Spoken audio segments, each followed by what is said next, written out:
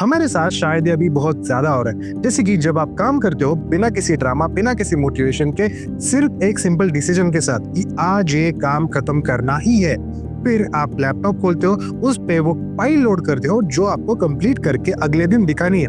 थोड़ी देर उस पे काम करते हो, फिर कुछ मिनट बाद जब आप देखते हो तो आप काम नहीं कर रहे हो, आप किसी और टैब खोल के वहां पे कुछ रैंडम चीजें देख रहे हो। मतलब कुछ फन भी नहीं, ना कोई इंस्टाग्राम खोला हुआ है, ना कुछ यूट्यूब खोला हुआ है, कुछ रैंडम ईमेल देख रहे हो या फिर पुराना कुछ आर्टिकल देख रहे हो। पर आपको पता नहीं कि ये सब कैसे हुआ, मैंने ये सब क्यों खोला, आपको याद ही नहीं है। हमारा फोकस इतना फ्रेजाइल कैसे हो चुका है? ये कोई लेजीनेस या प्रोक्रास्टिनेशन नहीं है, इसे साइंटिफिकली कहा जाता है द स्लीपिंग सेंसेशन। आपका दिमाग अब वहां नहीं रुकता जहां आप उसे रखना चाहते हो। Your brain has lost its grip.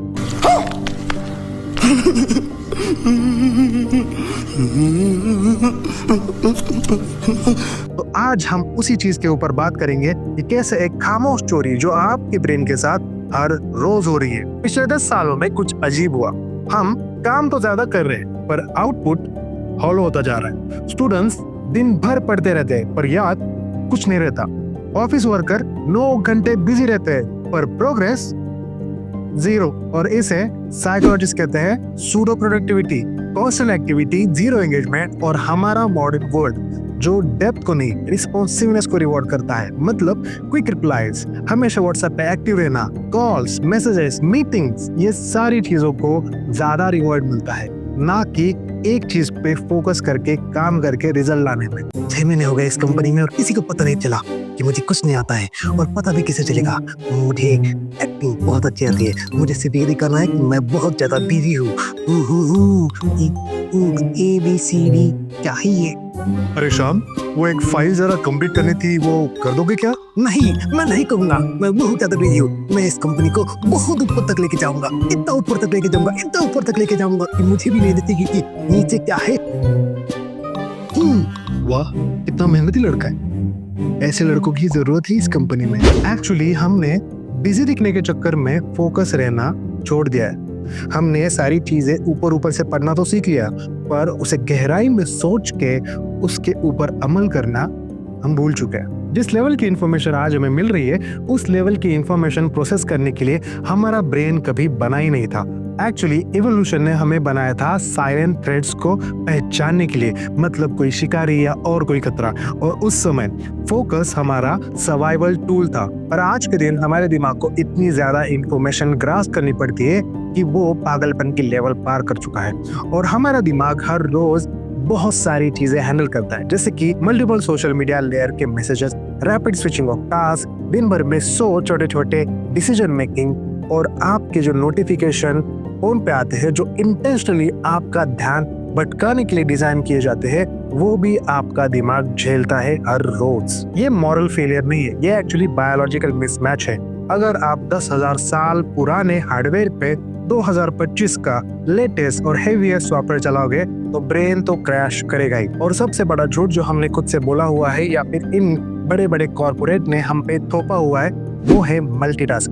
Actually हमें लगता है कि हम टाइम बचा रहे हैं बहुत सारी चीजें एक साथ करके, पर साइंस कहती है मल्टीटास्किंग जैसी कोई चीज नहीं होती, वो सिर्फ होता है रैपिड टास्क स्विचिंग, जो मैंने कहा था कि माइंड के लिए बिल्कुल भी अच्छा नहीं है। क्योंकि मल्टीटास्किंग का सबसे बड़ा डिसएडवांटेज है अटेंशन डेफिसिट।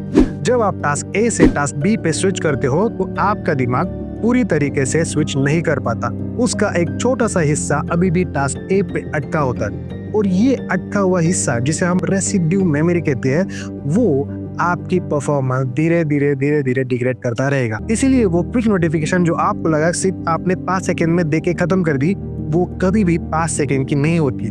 उसमें आपके दिमाग का मोमेंटम ब्रेक हो गया, और एक बार मोमेंटम ब्रेक हो गया तो आपके दिमाग को मोमेंटम गेन करने के लिए, मतलब फोकस गेन करने के लिए कम से कम 15 से 30 मिनट लगते हैं। डोपामिन दिमाग का एक ऐसा केमिकल है जो आप जब भी आप कोई फिजिकल एक्टिविटी या कुछ थ्रिलिंग या कुछ एक्साइटिंग करते हो तो आपका दिमाग आपको एक रिवॉर्ड की तरह देता है। पर अब अगर आप कोई टिकटॉक या फिर रील्स पे कोई एक्साइटिंग रील देख रहे हो, you know what I am saying,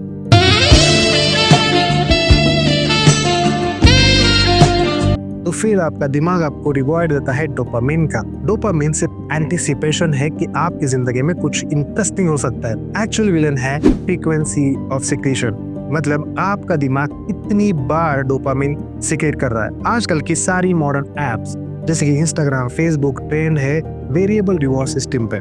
मतलब वो आपको कभी इंटरेस्टिंग, कभी आपको फनी, या कभी शॉकिंग, या कभी आपको सेक्सुअल डिजायर ऐसी रील्स या वीडियोस आपको दिखाएंगे। ये अनप्रेडिक्टेबिलिटी आपके दिमाग को ट्रेन करती है नॉवेल्टी के लिए।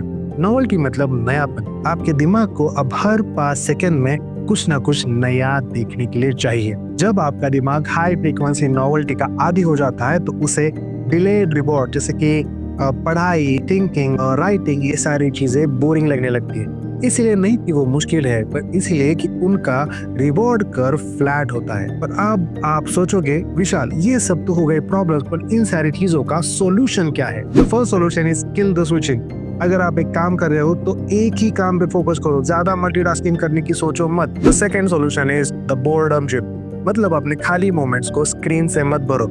अगर आप लिफ्ट का इंतजार कर रहे हो तो इंतजार करो, अगर आप किसी लाइन में खड़े हो तो खड़े रहो। इंटरनल फोकस को जनरेट करना सीखो। And the third solution is decision conversation, मतलब 2 दिन के आपके फ्रस्ट्रेटिंग छोटे जो डिसीजंस है जो आपके दिमाग को बार बार बनाने पड़ते हैं। मतलब कौन सा शर्ट पहनना है, कौन सी पैंट पहननी है, मैं आज कॉफी पीऊँ या चाय पीऊँ, मैं आज रिक्शा लूँ या फिर कैब लूँ।